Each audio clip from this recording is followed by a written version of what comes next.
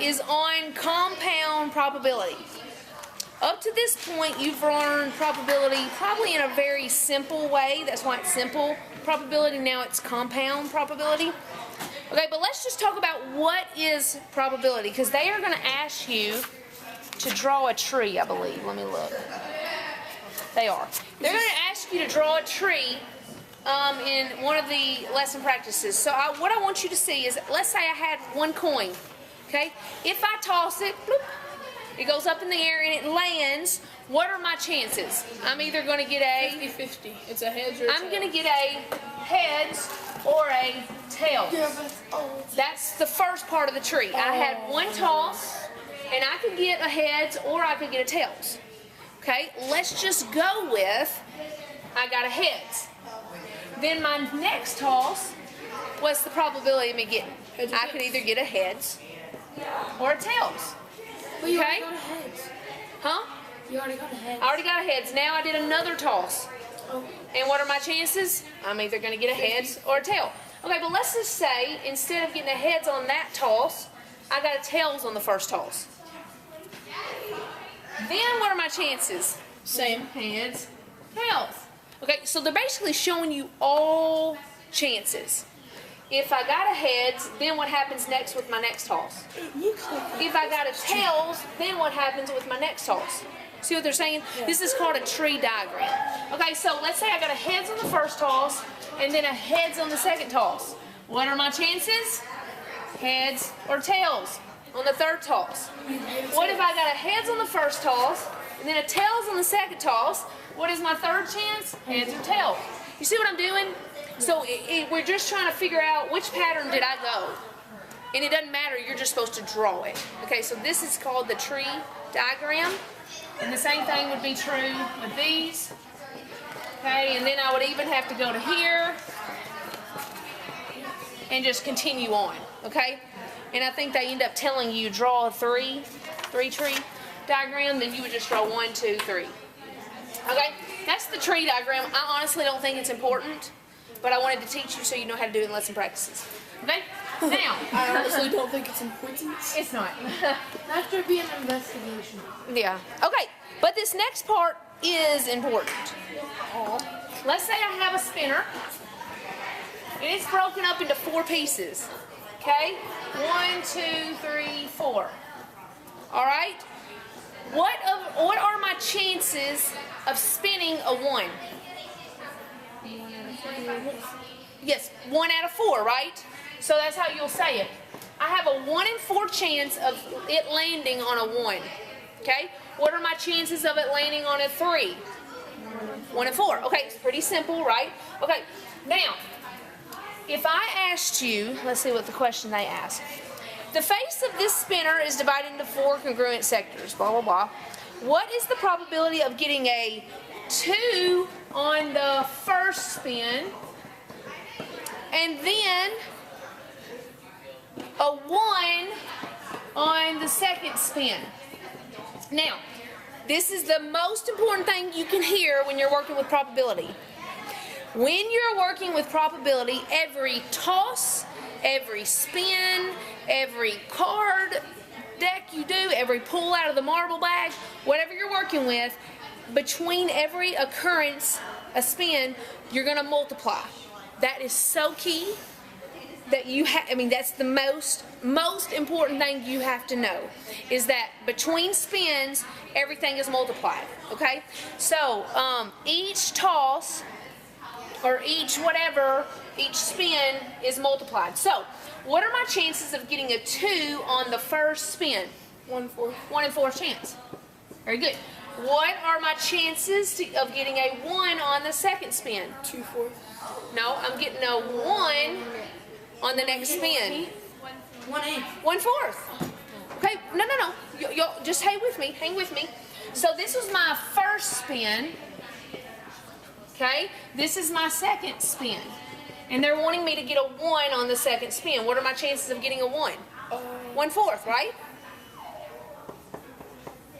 Does everybody see that? To get a 1, I have a 1 in 4 chances. To get a 2, I have a 1 in 4 chances. And what did I tell you you have to do in between each spin? multiply. Well, if you multiply, So, then it'd be 116. it's going to be 1/16. That's your answer. So what are the chances of getting a 2 on the first spin and a 1 on the second spin? 1 in 16. Okay? So if I say 1 toss, 2 toss, you're going to multiply in between it. Okay? Yes? Yeah, but okay, if we did a spinner and we spin it 16 times, Oh dear. it wouldn't get on there. 1 out of the 16 times it might get on there every single time. Well, it depends on how many times it's broken up into. Yeah, but You saying this it's broken into 16s? It's broken into 4s. If we had a spinner right here, like we would get it probably on the 1 and the 2 more than once in the 16 times. Can we go back to that in a minute? Because I need to finish. Yeah. Okay, because I don't know necessarily what you're saying. Exactly. It's just not logic. Okay. So, let's look at the next one. Okay, in this one they're using dice. Okay? We're using dice.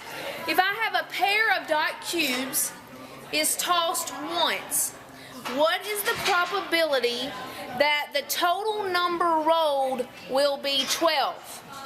Okay, now stay with me. Even though it's 1 toss, what do I have? 2 dice, whatever you want to say. 2 dice, okay?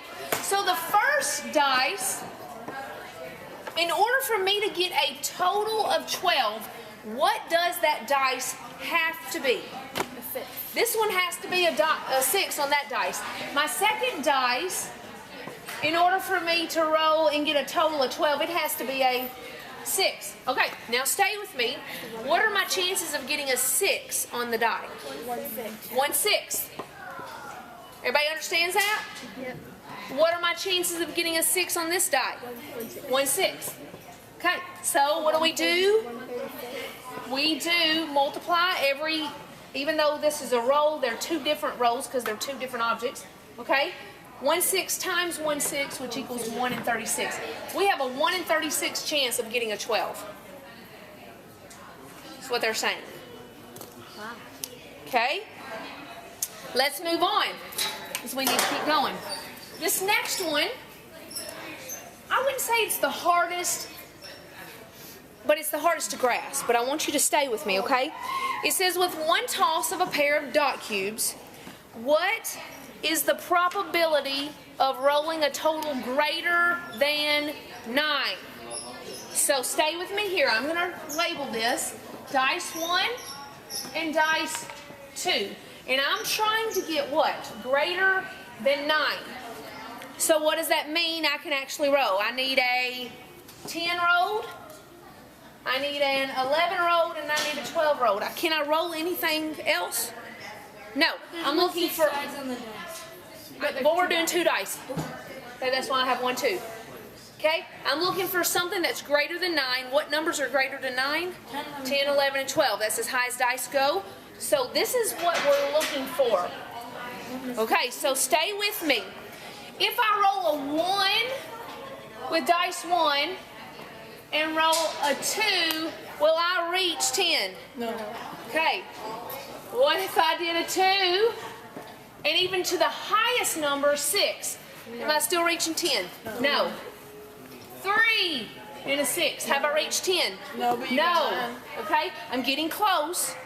If I have a 4 and a 6, Yes. did I get greater than 9? Yes. That's my first probability.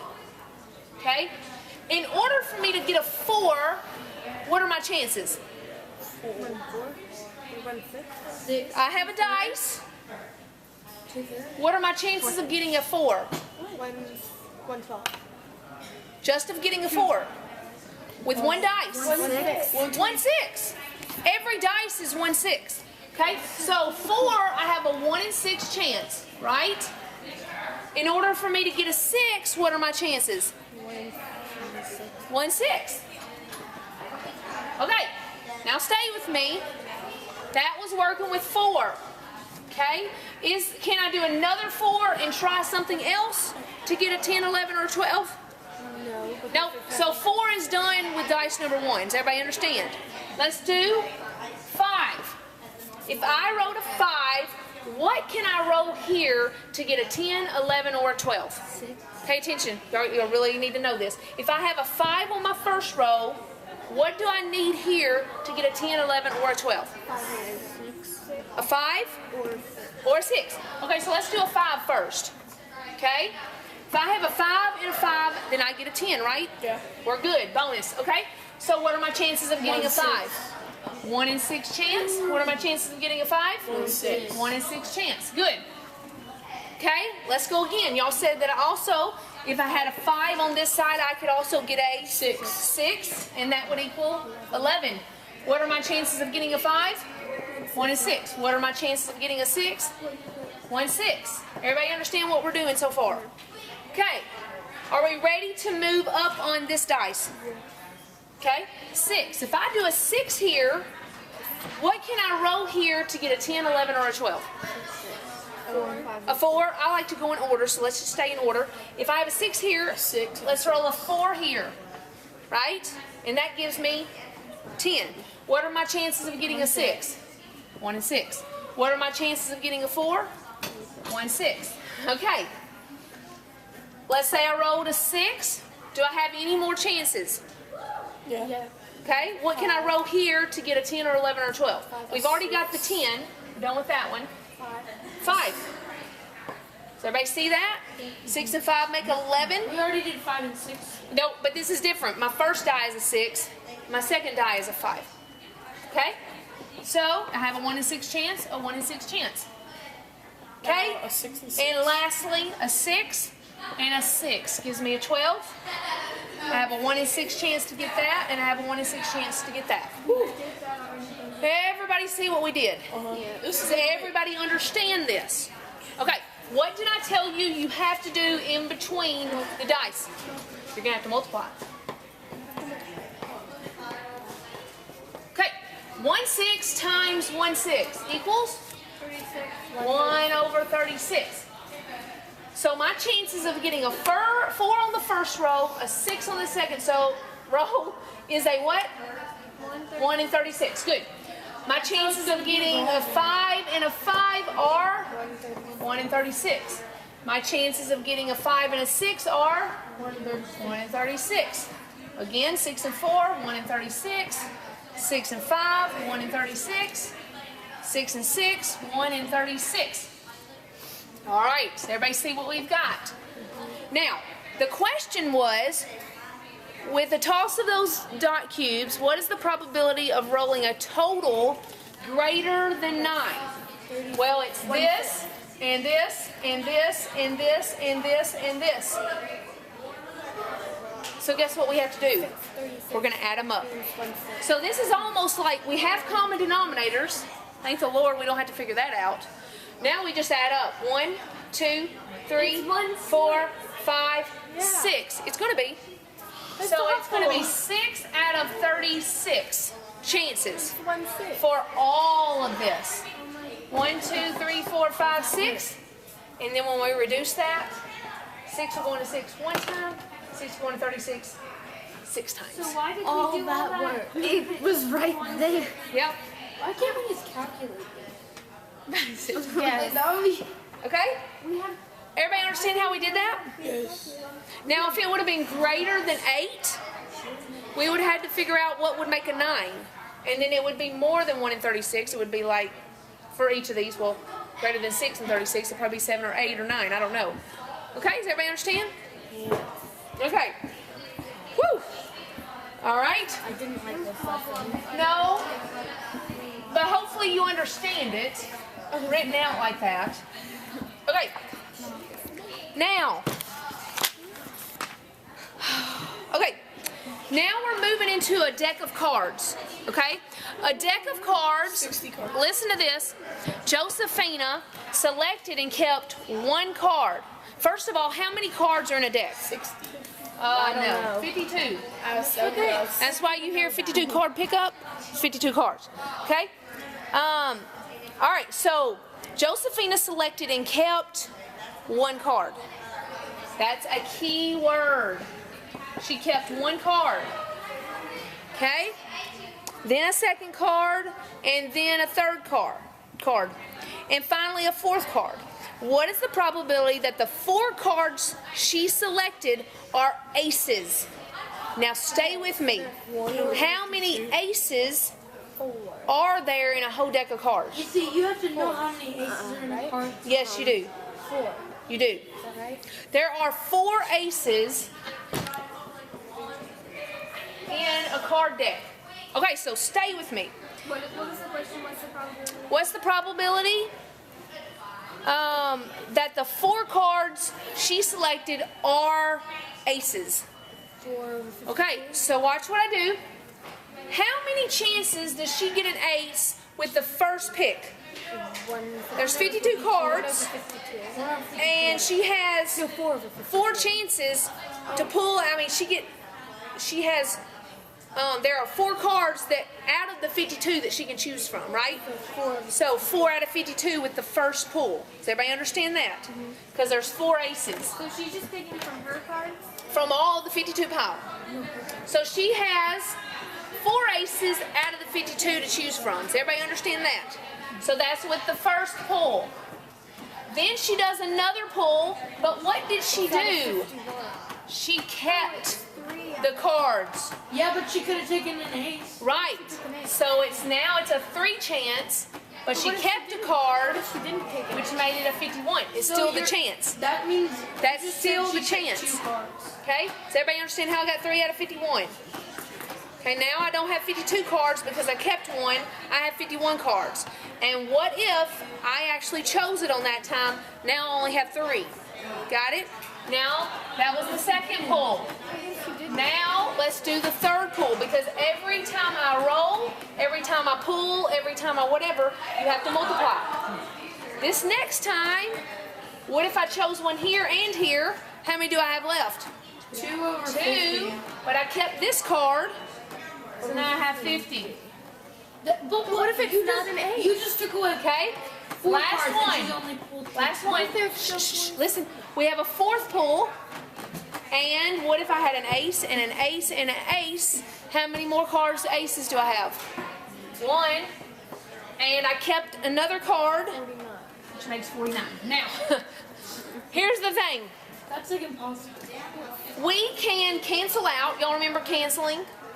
This and this actually would cancel out. This and this would cancel out. All that to say is when I multiply 4 times 3 times 2 times 1, after I've canceled everything, I'm going to get, oh my gosh. Shoo!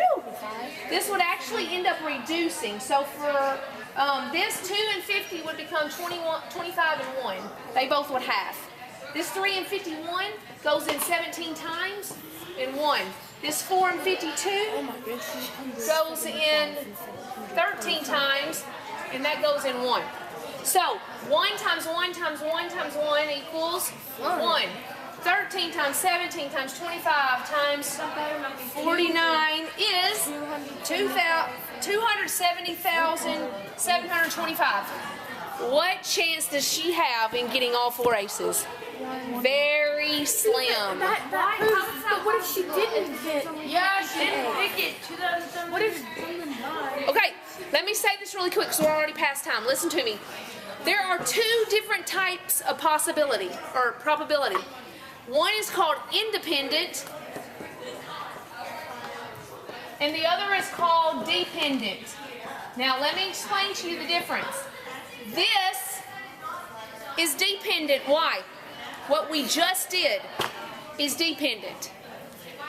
So you would have to try 2007. No, stay off that. Why is this dependent? If we had time, I'd answer every question you have. It depends on you picking it. Because it depends, because after I pull one out, it becomes something different. I am dependent upon how many cards are left. Independent means I have a roll of a die, it's always going to be 6 chances. You see what I'm saying? Every roll is going to be 1 in 6 chance every time. Well, it depends on if it says greater than or whatever. But do y'all see what I'm saying? I can't change a dice. There are 6 whether I like it or not. It is independent. Dependent, I can pull cards out. And it becomes dependent. Does everybody understand the difference between independent and dependent? Last thing, one more. You can throw this away. I'm not leaving. Oh my goodness. If you have problems with letter D, here's what I need. Thank you so much. If you have problems with letter D, we will do it in class together. Does everybody hear me? If you have a problem with letter D, because I wanted to teach on that today. I haven't had time. Okay? Answer this question though, because here's the next one. Find the probability of correctly guessing the answer to every question on a 20-question, 4-option multiple choice question test. Stay with me really quickly. I'm not trying gonna to get get through any of this. these right. 1 over 80. Wait.